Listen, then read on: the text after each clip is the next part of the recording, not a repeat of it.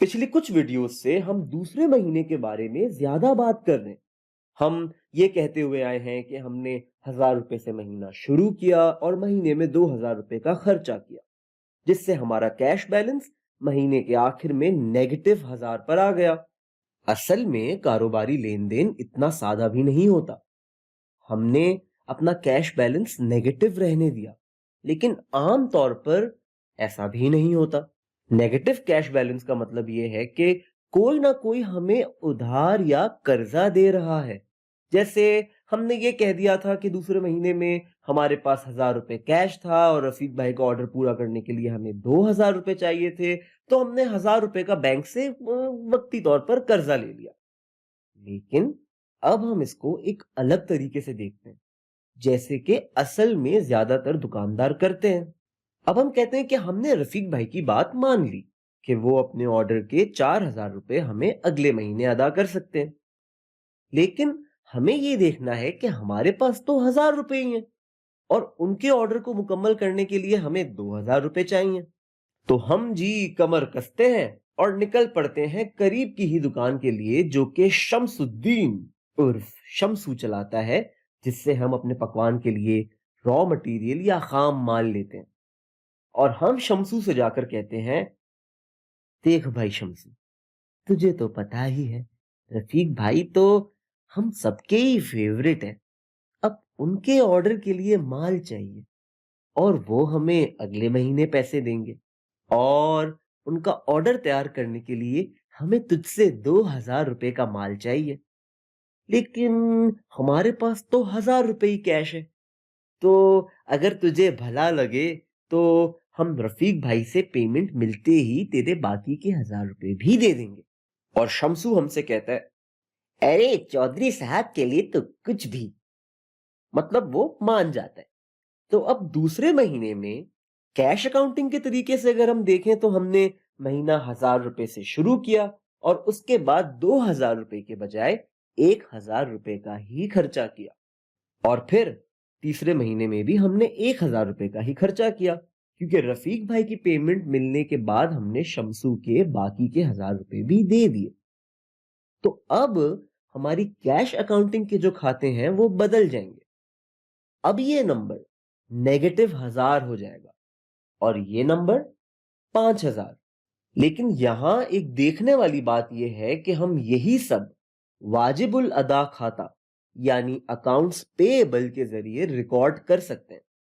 शमसू से ये सहूलत लेकर कि हम 1,000 रुपए इस महीने अदा कर दें और बाकी के 1,000 रुपए अगले महीने अदा कर दें, हमने असल में अपने वाजिबुल अदा खाते यानी अकाउंट्स पेएबल में 1,000 रुपए का इजाफा किया है। एक तरह से हमने अपना कर्जा या लायबिलिटीज बढ़ा ली हैं। तो हम यहां पे अपना अकाउंट्स पेएबल बना लेते हैं। महीने के शुरू में हमारा अकाउंट पेएबल्स का बैलेंस था 0, और इसी वक्त में हमने शमसू से 1,000 रुपए का उधार मान लिया। अब देखा जाए तो एक तरह से हम कैश खर्च करने से पहले थोड़ा और वक्त मांग रहे हैं। जब हम इस तरह थोड़ा और वक्त मांगते हैं तो हम असल में अपना अकाउंट पेएबल्स का बैलेंस बढ़ा रहे होते हैं। महीने के बीच में हमारा अकाउंट पेएबल्स आ जाएगा 1,000 रुपए पर। अब हम देखते हैं कि इस इजाफे का इनकम स्टेटमेंट और बैलेंस शीट पर क्या फर्क पड़ेगा। अकाउंट पेएबल्स क्योंकि एक कर्जा होता है, उसके बढ़ने से हमारे कुल कर्जे यानी लायबिलिटीज बढ़ जाती हैं। महीने के शुरू में हमारी कोई लायबिलिटी नहीं थी, लेकिन महीने के आखिर में अब हमारी 1,000 रुपए की लायबिलिटी है। हमारा कैश बैलेंस 0 है और हमारा कर्जा 1,000 रुपए। अब अगर हम गौर से देखें तो हमारे कुल असासों या इक्विटी में कोई फर्क नहीं आया। पहले हमारा कैश मनफी 1,000 था, लेकिन अब 0 है, यानी पहले से 1,000 रुपए ज्यादा है। लेकिन अब हमारी लायबिलिटी जो है वो 0 के बजाय 1,000 रुपए पर आ गई है। हमने कहा था कि जब लायबिलिटी बढ़ती है तो हमारी इक्विटी कम होती है। कैश का इजाफा और अकाउंट पेएबल्स का इजाफा एक दूसरे को बराबर या इक्वल कर देते हैं। एक तरह से हम कह सकते हैं कि बैलेंस आउट कर देते हैं। एक बार फिर हम अपने असासों को यानी एसेट्स को देखते हैं। हमारे असासे 4,000 रुपए हैं और अगर अब हम इन असासों में से अपने कर्जे या लायबिलिटीज जो कि 1,000 रुपए हैं, इसका फर्क निकाल दें तो वो आता है 3,000 रुपए। ये 3,000 रुपए हमारे कुल असासे हैं, यानी इक्विटी है। अब देखने वाली बात यह है कि हम 1,000 रुपए कैश से सिफर पर कैसे आए। अब क्योंकि हम शमसू किरियाने वाले से उधार ले सकते हैं, हमें अपने कैश बैलेंस को मनफी नंबरों में ले जाने की यानी नेगेटिव नंबरों में ले जाने की कोई जरूरत नहीं है। अगर शमसू हमें उधार माल नहीं देता, अगर शमसू जब हम उससे उधार मांगने गए थे खराब मूड में होता, अपनी बेगम से लड़कर आया हुआ होता और कहता, अरे मैं तो उधार नहीं दे रहा, तो हमें कहीं ना कहीं से तो कैश का बंदोबस्त करना पड़ता। क्योंकि हमें शमसू से माल लेना था, तो हमें कैश का बंदोबस्त करके शमसू को देना पड़ता। तो हम ये कह सकते हैं कि उधार माल जो होता है वो एक तरह से कैश की तरह होता है और यहां हमारा अकाउंट पेएबल्स का बैलेंस बढ़ गया है, यानी हमारी लायबिलिटी बढ़ गई है। लेकिन ये इसीलिए बढ़ी कि फिलहाल हम कैश को बचाना चाह रहे थे। क्योंकि उधार माल के मिलने और अकाउंट पेएबल्स के बढ़ने से एक तरह से हमारा कैश बचता है, हम ये भी कहते हैं कि उधार में इजाफा एक तरह से मतलब एक तरह से हमारे कैश में इजाफा है। एक बार फिर आ जाते हैं हम अमली नकद या कैश फ्रॉम ऑपरेशन की तरफ।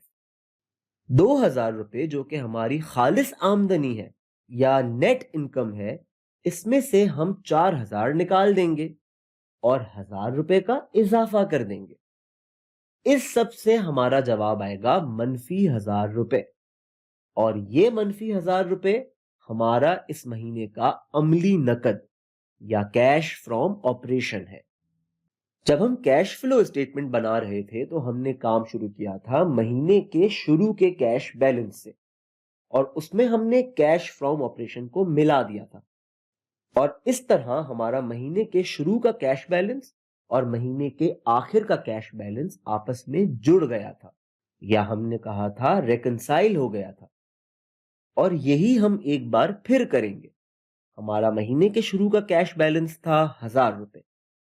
उसमें हम शामिल करते हैं मनफी 1,000 जो कि हमारा कैश फ्रॉम ऑपरेशन है। और जब हम 1,000 में मनफी 1,000 शामिल करते हैं यानी कि 1,000 में मनफी 1,000 को ऐड करते हैं तो हम सिफर यानी जीरो पर आ खड़े होंगे और सिफर ही हमारा महीने के आखिर का कैश बैलेंस है। यानी हमने महीने के शुरू के कैश बैलेंस 1,000 को महीने के आखिर के कैश बैलेंस सिफर से मिला दिया या रेकंसाइल कर दिया। जादू? जी नहीं, बस कुछ बुनियादी मालियात यानी फाइनेंस की समझबूझ, जिसकी बिना पर चौधरी साहब ने मुझे और आपको अपने साथ रखा हुआ है। जी हाँ।